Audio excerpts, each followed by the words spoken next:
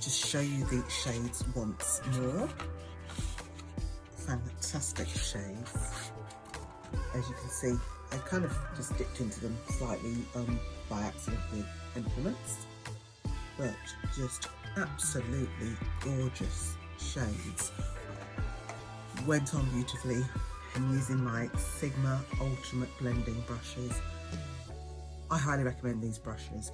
The combination of the brushes plus this palette, and this is a finish. You know, not kind of bright silk. I will try and use the Towery another time, but I mean, this I could actually get away with everyday look for work. But I'm quite pleased with the results. So a definite thumbs up for this palette. Highly recommend it. I did see on their Instagram page that they have got a new palette due out soon, so I can't wait to see what that one looks like, but I'll definitely be investing in that.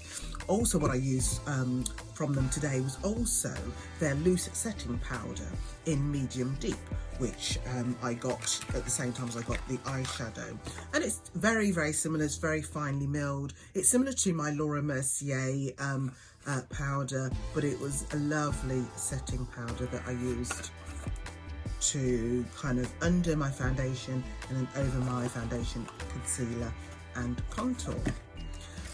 So this is the finished look. What do we think?